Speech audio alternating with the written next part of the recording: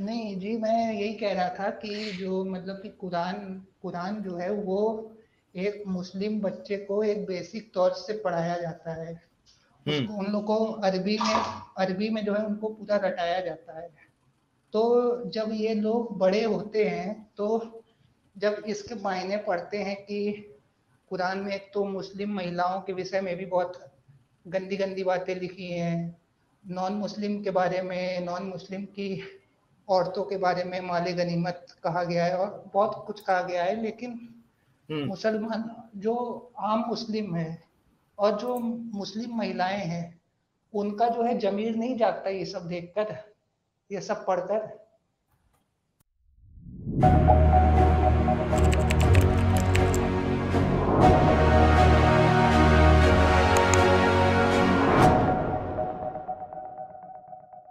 अच्छा जी, ये एक सुपर चैट आई है, कह रहे हैं स्पार्टिकस भाई मैंने आपको इंस्टा पर कॉल किया था, आप उठाते ही नहीं, प्लीज एक बार मेरा नाम ले लीजिए। सर आपका नाम ले लिया है लेकिन इंस्टा पे कॉल मैं नहीं उठाने वाला।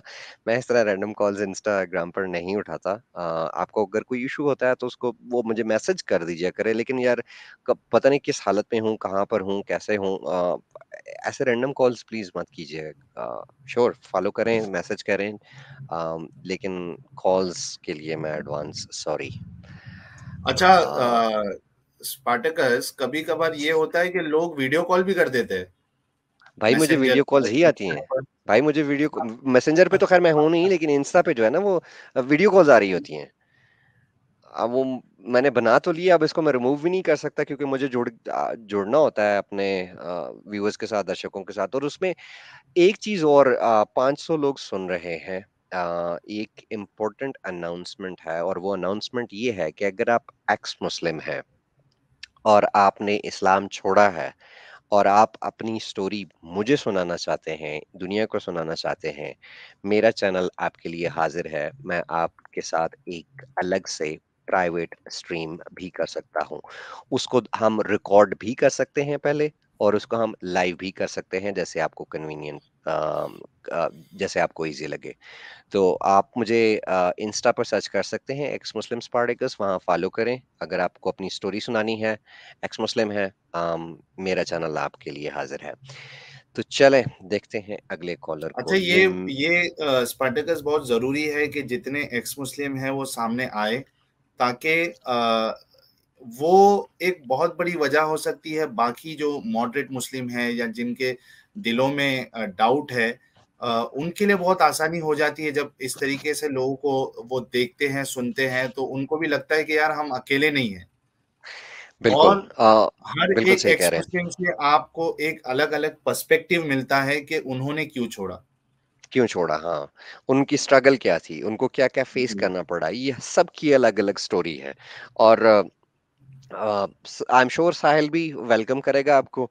और मेरे चैनल पर you are more than welcome, जब भी आप आना चाहें, अपनी स्टोरी सुनाना चाहें, हम सब आपके लिए बैठे हुए हैं, ताकि बिल्कुल आप बिल्कुल। लोगों को बता सकें। सिर्फ आपने तो चलो छोड़ दिया इस्लाम को, आप लोगों को भी बता सकें, क्योंकि बहुत सारे इस स्टेज पर भी होंगे लोग जो क्वेश्चन कर रहे होंगे।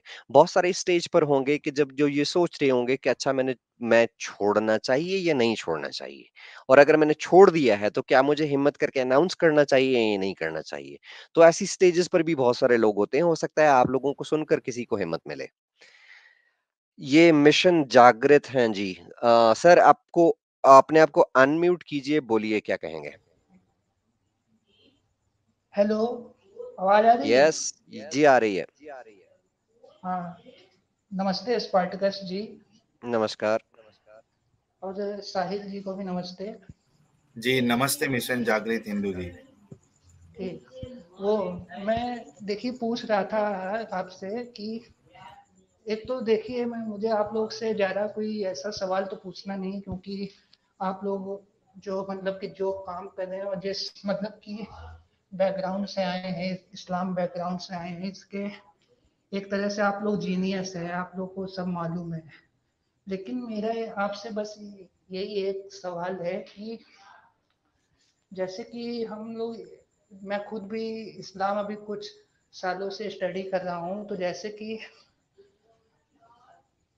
इस्लाम में जो है लॉन्डी का जो माल गनीमत का कॉन्सेप्ट है, इस्लाम में जो है अगर मुस्लिम महिलाओं के विषय में भी देखें तो इतनी बहुत ही मतलब कि ऐसी बातें बताई गई है कि जो मतलब कि कोई भी इंसान होगा उसको एक तरह से स्वीकार नहीं कर सकता।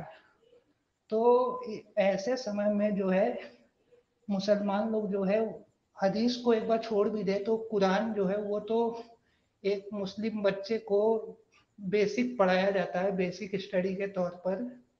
तो उन लोग को बिल्कुल भी इस चीज में अजीब नहीं लगता है, यही पूछना था आपसे। साहिल बोलें, क्या कहेंगे इसके ऊपर? एक बार थोड़ा शॉर्ट में आप रिपीट करोगे क्योंकि आवाज बहुत स्लो आ रही थी मुझे। नहीं जी, मैं यही कह रहा था कि जो मतलब कि कुरान कुरान जो है वो एक मुस्लिम बच्चे को एक बेसिक तौर से पढ़ाया जाता है। उसको उन लोग को अरबी में जो है उनको पूरा रटाया जाता है।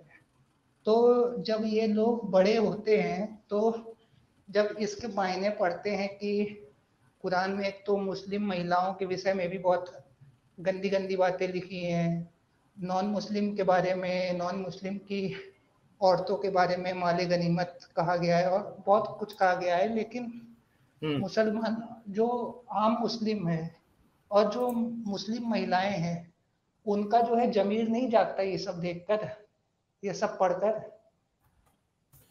देखो अपने मिशन जी, प्रॉब्लम ये है ना कि मैंने बताया, अगर आपने मेरी बात सुनी होगी, मैं एक ऐसा इंसान जो तबलीग करता था। मैं खुद कुरान को पूरा ट्रांसलेशन के साथ मैंने कभी खत्म नहीं किया था। तो आम तौर पे 99% जो मुस्लिम होते हैं उन्होंने कुरान को कभी समझ के पढ़ा ही नहीं है।